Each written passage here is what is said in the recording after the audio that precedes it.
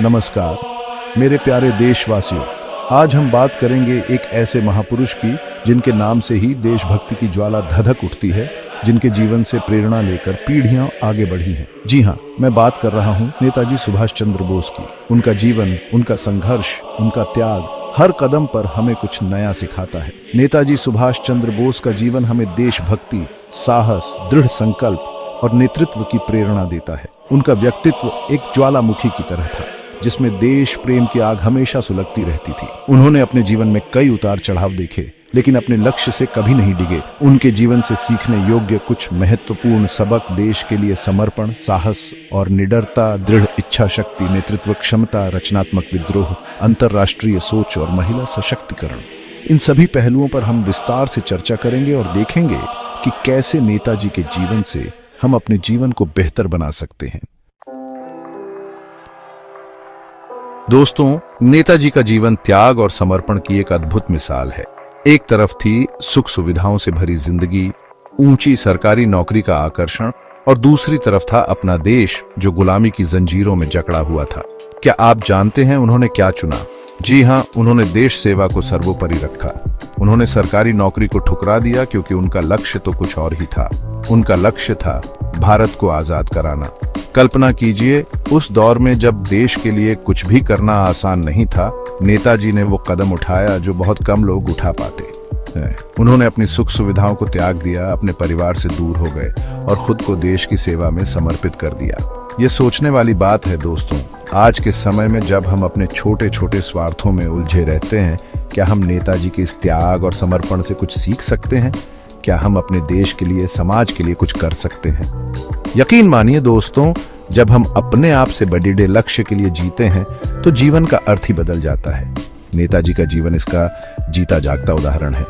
उनका जीवन हमें सिखाता है कि स्वार्थ से ऊपर उठकर हमें अपने देश, अपने समाज के लिए जीना चाहिए, क्योंकि जब देश और समाज उन्नति करते हैं तो उसमें हमारा भी भला होता है। तो आइए हम सब मिलकर नेताजी के दिखाए रास्ते पर चलें और अपने देश को एक बेहतर और उज्जवल भविष्य देने का संकल्प लें।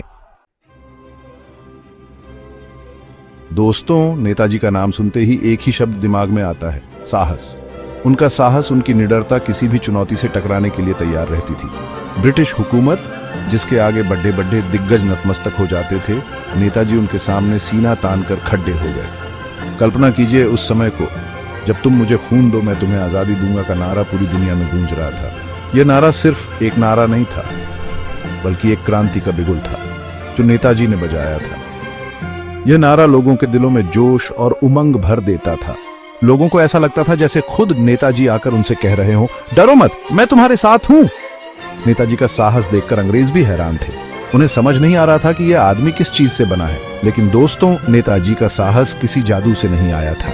यह साहस आया था उनके दृढ़ विश्वास से, अपने देश के प्रति उनके प्रेम से। नेताजी हमें सिखाते हैं कि डर तो एक भ्रम है जिसे हम खुद ही पैदा करते हैं। अगर हमारे मन में सच्चाई है, न्याय है और देश के लिए कुछ कर गुजरने का जज्बा है, तो कोई भी ताकत हमें हमारे रास्ते से नहीं रोक सकती। तो आइए हम सब भी नेताजी से प्रेरणा लेकर अपने जीवन में आगे बढ़ें। जब भी कोई मुश्किल आए तो खुद से कहें, मुझे डर नहीं लगता क्योंकि मैं सही हूं।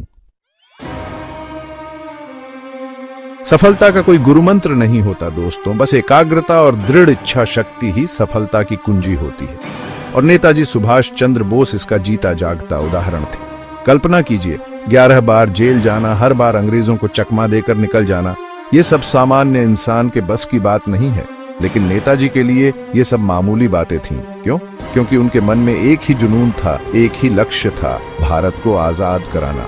उनकी इच्छा शक्ति इतनी मजबूत थी कि कोई भी मुश्किल उनके रास्ते का रोड़ा नहीं बन सकी। जेल की सलाखें भी उनके हौसलों को पस्त नहीं कर सकी, बल्कि हर बार जेल से बाहर आकर वो और भी मजबूत होकर निकलते थे और अंग्रेजों को चौंका देते थे अपनी रणनीति से। आजाद हिंद फौज का गठन करना उनका ये कदम दिखाता है कि उनकी इच्छा शक्ति कितनी दृढ़ थी। जब पूरी दुनिया में यह माना जा रहा था कि अब आजादी मुश्किल है, तब नेताजी ने यह साबित कर दिया कि अगर इरादे मजबूत हों तो कुछ भी असंभव नहीं है। दोस्तों, जीवन में कई बार ऐसा होता है जब हम हार मान लेते हैं, छोटी सी मुश्किल आने पर ही घबरा जाते हैं।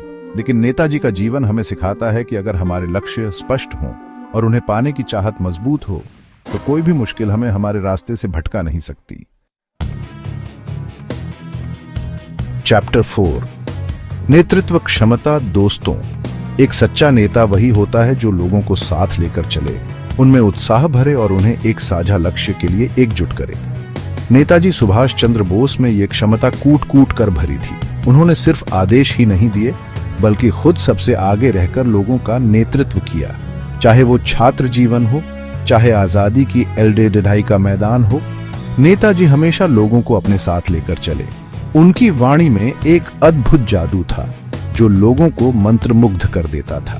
उन्होंने सिर्फ भारत में ही नहीं बल्कि विदेशों में भी रहकर भारतीयों को एकजुट किया। आजाद हिंद फौज इसका सबसे बड़ा उदाहरण है। विभिन्न धर्मों, जातियों और भाषाओं के लोग नेताजी के नेतृत्व में एक साथ आकर लड़े हैं। क्यों?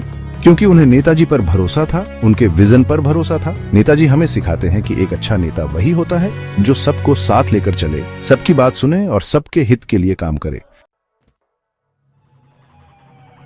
दोस्तों, नेताजी का जीवन हमें सिखाता है कि अगर आपको अपने विश्वास पर यकीन है तो डट कर उसके लिए लड़ो, चाहे रास्ता कितना भी कठिन क्यों ना हो।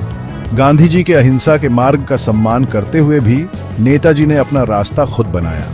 उन्होंने ये साबित किया कि देशभक्ति के कई रंग हो सकते हैं और हर रंग अपने आप में खास होता है। उनके लिए देश सबसे पहले था और उसके लिए वो किसी भी हद तक जाने को तैयार थे। उनका ये जुनून, ये जज्बा हमें प्रेरणा देता है कि अगर हमारे मन में सच्चाई है तो हमें किसी भी बात का डर नहीं होना चाहिए। रचनात्मक विद्रोह का मतलब ये नहीं है कि हम बिना सोचे समझे विरोध करें, बल्कि इसका मतलब ये है कि हम अपनी बात को साहस और तर्क के साथ रखें और उसके लिए संघर्ष करें। नेताजी का जीवन हमें यही सिखाता है कि अगर हमारे इरादे नेक हों तो हमें अपने रास्ते खुद बनाने चाहिए और उस पर अडिग रहना चाहिए। दोस्तों, नेताजी का विजन सिर्फ भारत तक ही सीमित नहीं था। वो जानते थे कि दुनिया एक ग्लोबल विलेज बन रही है और हमें भी दुनिया के साथ कदम से कदम मिलाकर चलना होगा। उन्होंने जापान, जर्मनी जैसे देशों से संबंध बनाए और भारत की आजादी के लिए उनका समर्थन हासिल किया। ये उनकी कूटनीतिक क्षमता और अंतर्राष्ट्रीय सोच को दर्शाता है। नेताजी जानते थे कि अंग्रेजों से लड़ने के लिए हमें उनकी ही तरह मजबूत होना होगा और इसके लिए हमें दूसरे देशों का सहयोग लेना होगा।